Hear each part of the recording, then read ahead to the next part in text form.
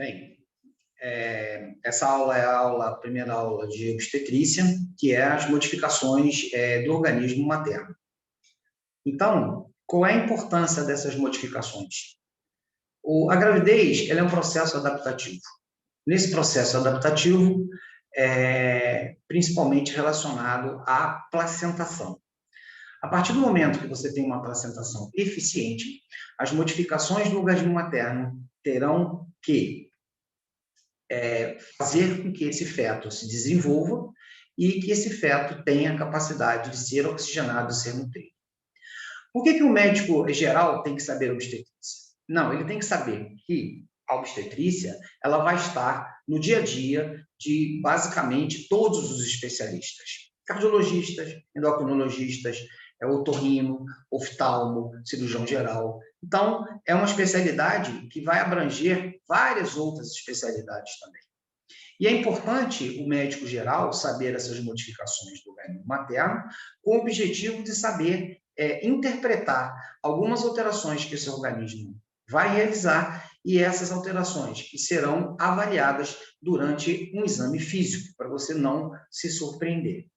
Então, qual é a finalidade da modificação do organismo materno?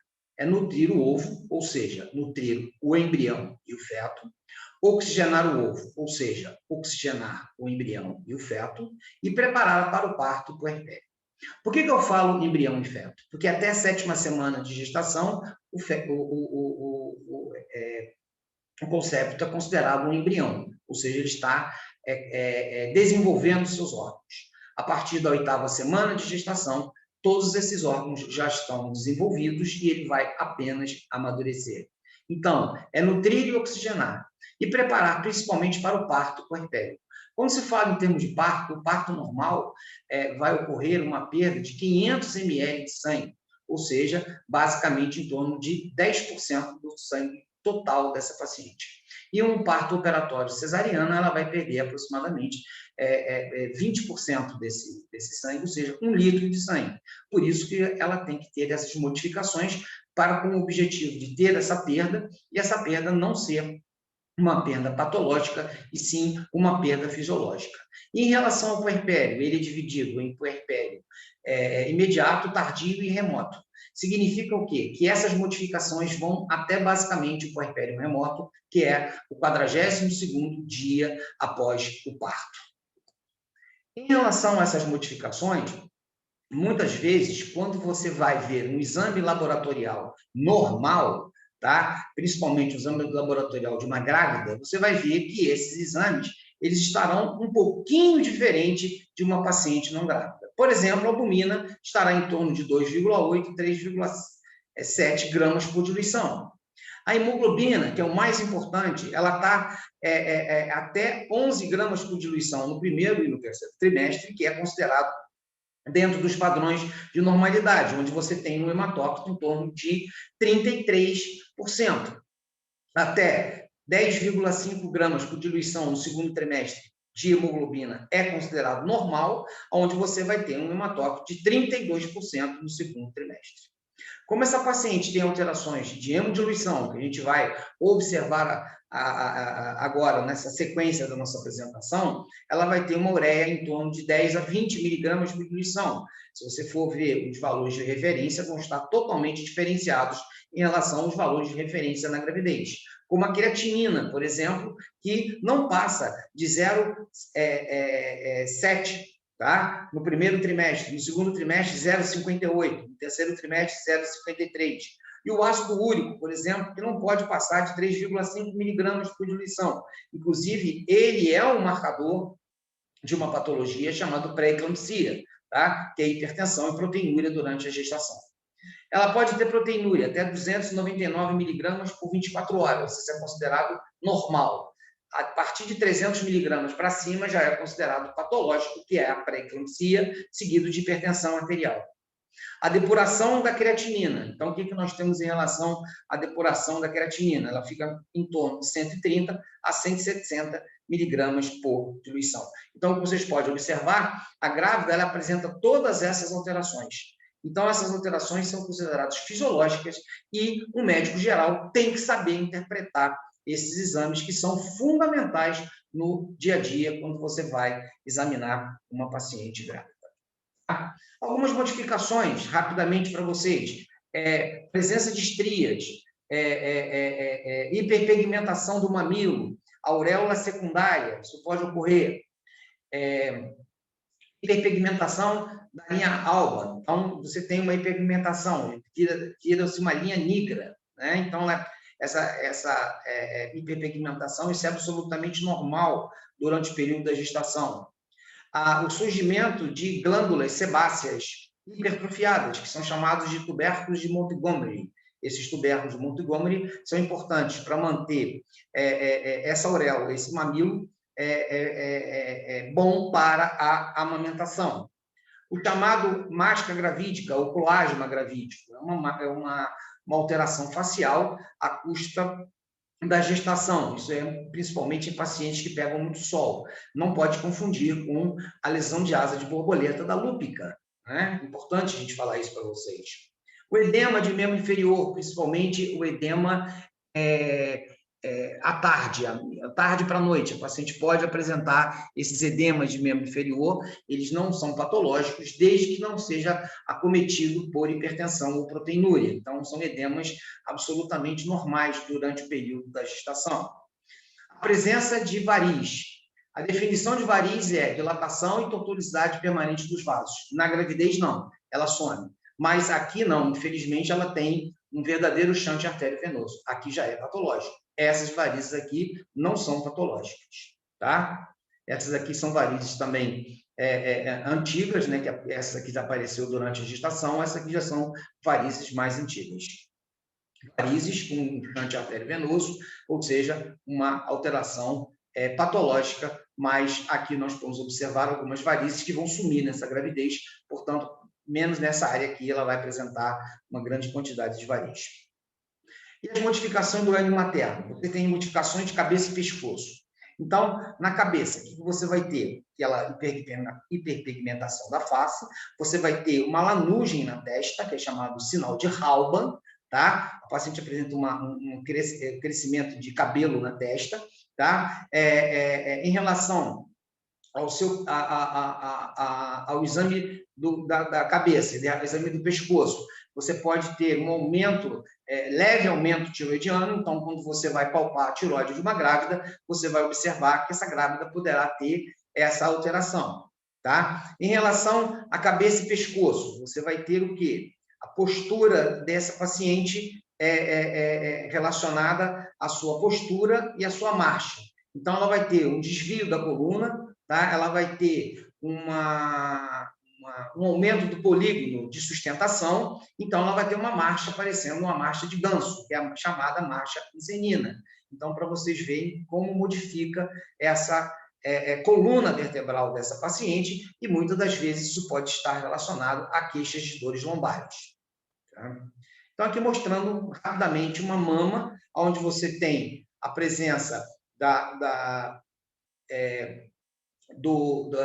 rede de Harley, que são essas vascularizações, tá? A hiperpigmentação do mamilo e a auréola secundária. Isso é basicamente fisiológico. E aí você vai começar a ter as modificações desse organismo. Então, vamos começar a falar rapidamente sobre as modificações do sistema sanguíneo. Então, esse paciente, ele vai ter esse aumento da necessidade de ferro e ácido fólico.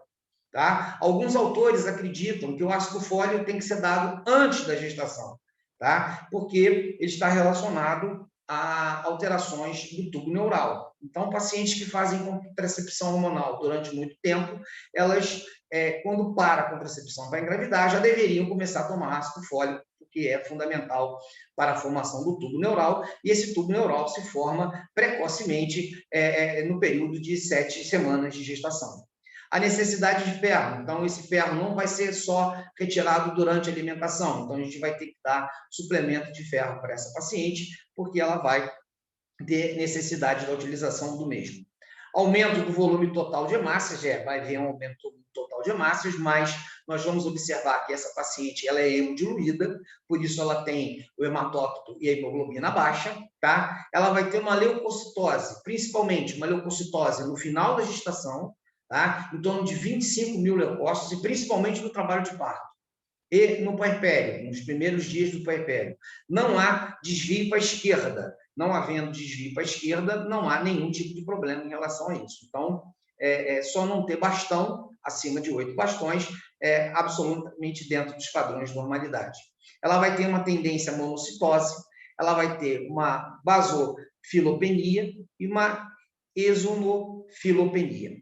Ela vai ter uma diminuição de plaquetas, que é fisiológico também, ela chega basicamente a 120 mil plaquetas, é considerado normal. Ela vai ter uma diminuição das proteínas plasmáticas, porque essas proteínas serão utilizadas como fonte de energia, a gente vai mostrar isso para vocês, e aumento dos lipídios totais. Por que os aumentos de lipídios totais? Porque vai haver lipólise, tá? E principalmente depósito de gordura em determinadas áreas do corpo. Então, não adianta você ficar pedindo lipidograma para essa grávida, que vai dar alterado, você vai ficar preocupado e vai acabar colocando esse paciente em dieta, que isso não está correto em ser realizado.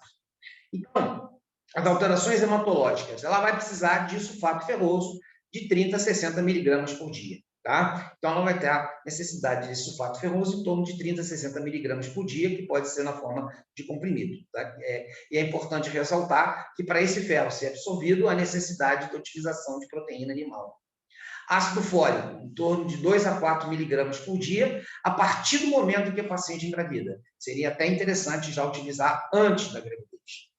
Aumento do volume de hemácias, conforme já disse, volume plaquetário diminuído, aumento do fibrinogênio e aumento dos fatores de coagulação, exceto o fator 11 e o fator 12.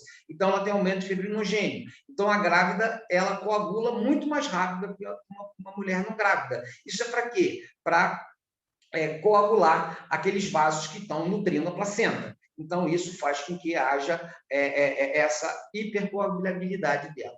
E, com isso, a grávida tem maior tendência a ter trombose. Tá? Aumento do VHS, fisiológico, e uma diminuição da resposta imunológica. Então, a grávida terá maior tendência a fazer o quê? A fazer alguns tipos de infecção, principalmente infecção urinária e infecção pulmonar. No seu sistema cardiovascular, então, nós vamos ter um volume sanguíneo vai estar aumentado. Com isso, tem que ter a necessidade de um aumento do débito cardíaco.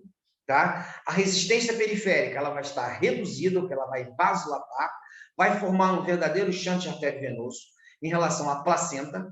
Tá? Então, é uma troca da placenta, vai aumentar essa vasodilatação. A frequência cardíaca vai ser aumentada, então, esse paciente tem um aumento da frequência cardíaca e vai ter um aumento da pressão arterial média diminuída em relação de pacientes não grávidas. Então, isso é fundamental. No seu sistema cardiovascular, voltando a falar sobre isso, a elevação do diafragma, a partir que vai chegando ao final da gestação, vai haver um desvio do ictus dessa paciente, ela pode ter sopro de pequena intensidade e até extrasístole.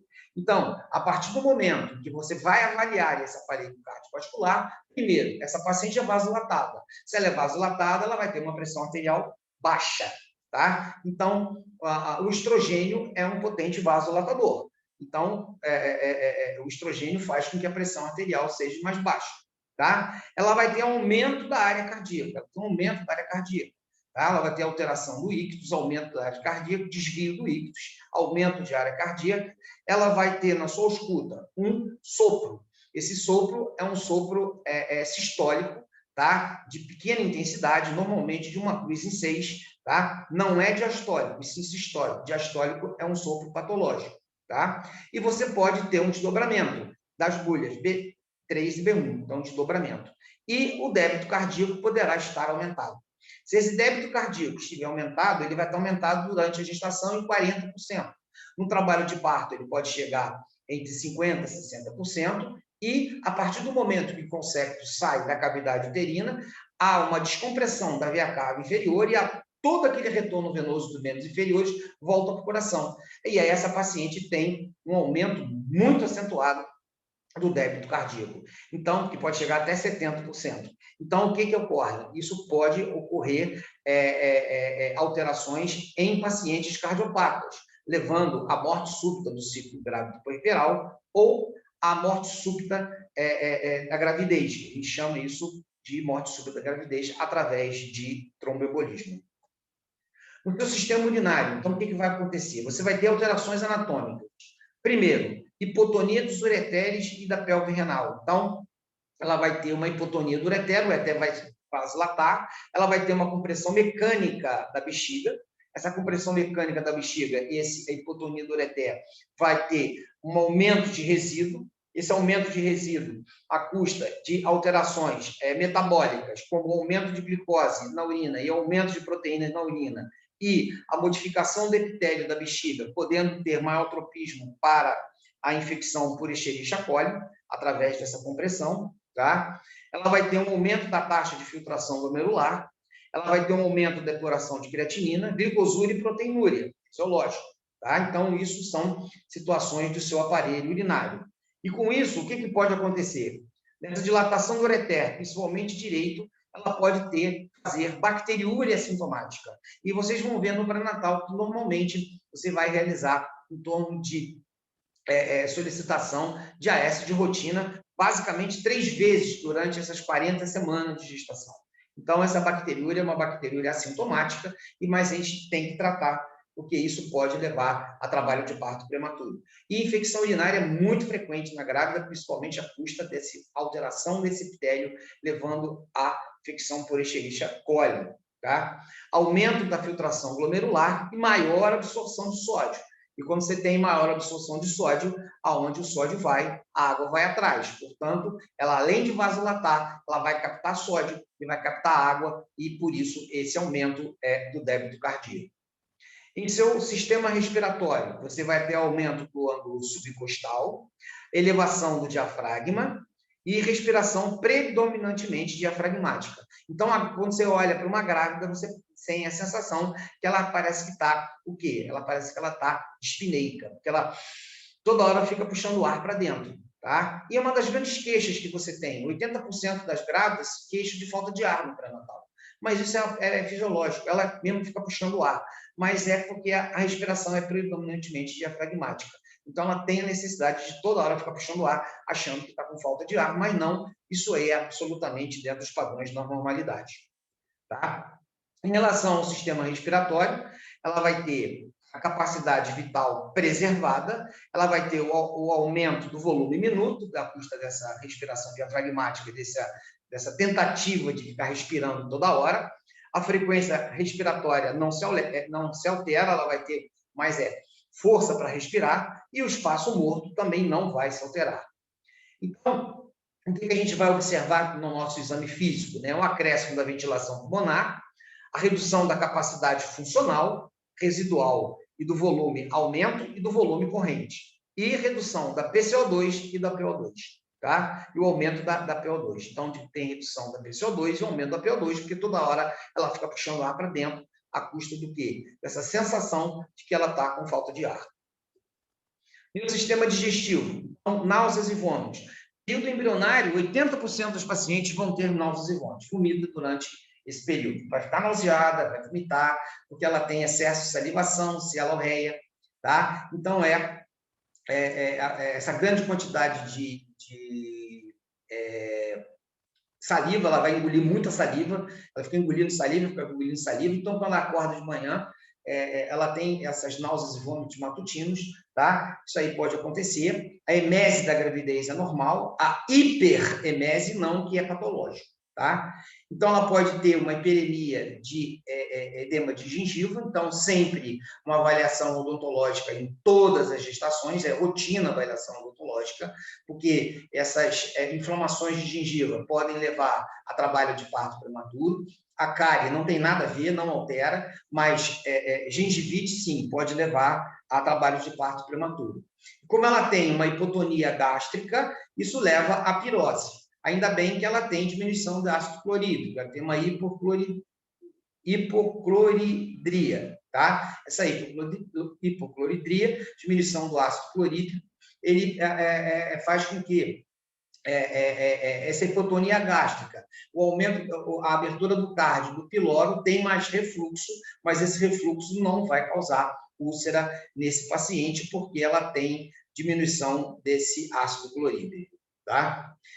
Como o sistema digestivo ele é altamente vagaroso, ou seja, ela tem tendência a um intestino mais, que funciona mais devagar, o que vai acontecer? Ela vai estar com predisposição à constipação intestinal, porque ele vai absorver mais água. Então, é importante você orientar que durante a alimentação, durante o dia, essa paciente tem que beber grandes volumes de água, porque para facilitar não ter constipação intestinal. E fazer uso de alimentação rica em fibras, tá? Para evitar constipação intestinal. E ela vai ter uma predisposição a patologias biliares. As patologias biliares normalmente são lamas biliares. Então, quando você vai avaliar o aparelho digestivo dessa paciente, náuseas e vômitos até 8 semanas de gestação absolutamente dentro dos padrões de normalidade, e esvaziamento gástrico alterado, por isso que os anestesistas tem muito medo de grávida, porque a grávida, mesmo em jejum, ela tem excesso de salivação e ela engole muita saliva. E se, porventura, eles tiverem que fazer uma anestesia geral, tá? Ela pode vomitar e broncoaspirar. Tá? Então, constipação intestinal, a pirose e a vesícula biliar, litíase biliar, ela é muito frequente durante o período da gestação. No aparelho locomotor, conforme eu já mostrei para vocês, as varizes e o edema são muito frequentes durante a gestação. Agora, no metabolismo dos glicídios, né? Então, a grávida, ela apresenta algo muito importante. Ela faz o tempo todo a passagem de açúcar da placenta da mãe para o feto através da barreira placentária por facilitação.